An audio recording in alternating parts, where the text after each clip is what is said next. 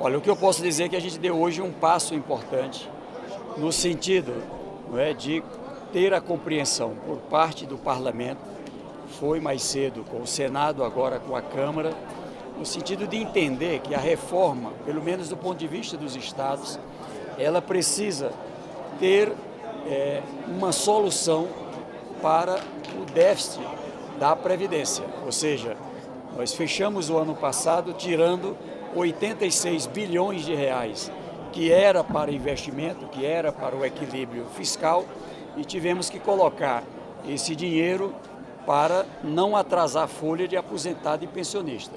Agora, nesse diálogo com o presidente da Câmara, ele compreendeu e já tratou disso com os líderes, está agora tratando com o relator de cada uma das matérias para que possa ter um cronograma. Nós estamos acertando para a próxima terça-feira um cronograma em que haja uma sintonia da votação da matéria relacionada à Previdência com as matérias que criam receitas para a sustentabilidade do equilíbrio do déficit da Previdência. Então esse foi um passo, eu diria que dá uma solução para o principal problema do ponto de vista dos estados. Com esse compromisso.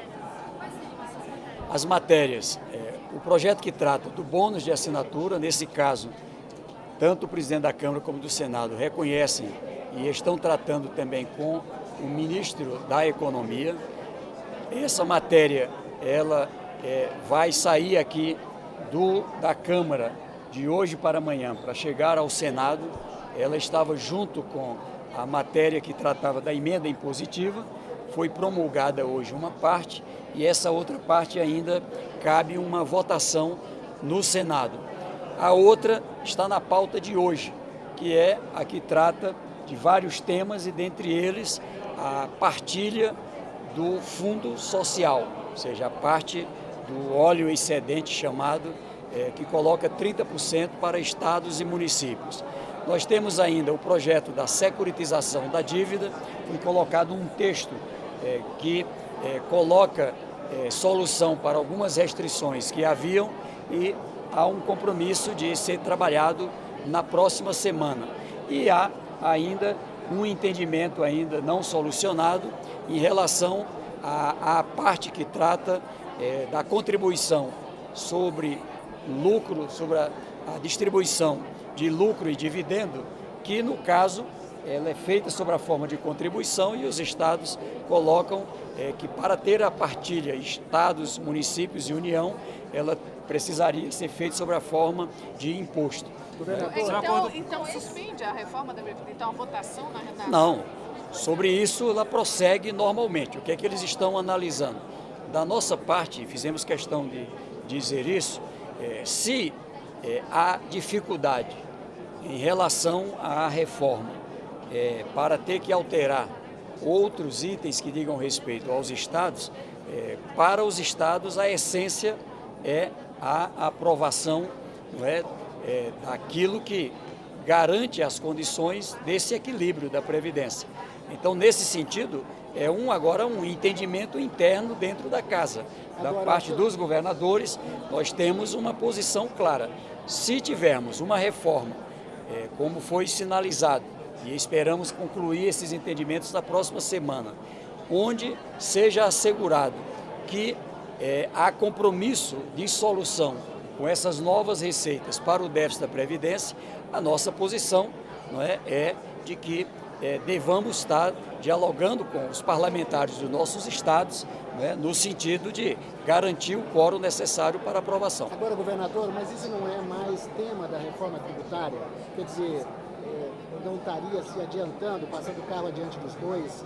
Como é que fica essa discussão? Ela ficaria para o segundo semestre? Como é que é isso? Não, esses são temas que já estão, alguns de 2016, 2017, 2018, ou seja, são temas antigos e há necessidade agora de acelerar, não por conta desse entendimento com os estados, mas, por exemplo, para ter o leilão, para essa área da cessão onerosa, há necessidade de uma autorização legislativa.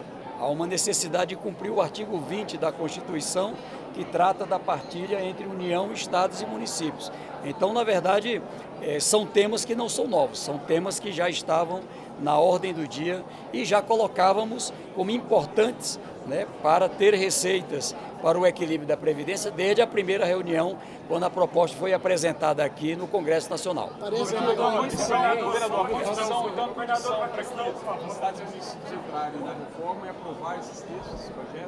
Para os estados só faz sentido, não é, participar e contribuir para a aprovação da reforma, de um lado, como já tínhamos colocado antes, retirando aqueles temas que mexiam com os mais pobres, né, como a parte dos rurais, do BPC, a parte da capitalização, manter na Constituição as principais colunas nessa área da reforma da Previdência na Constituição Federal e também para que a gente tenha uma proposta que seja capaz de dar verdadeiramente solução para o déficit da Previdência.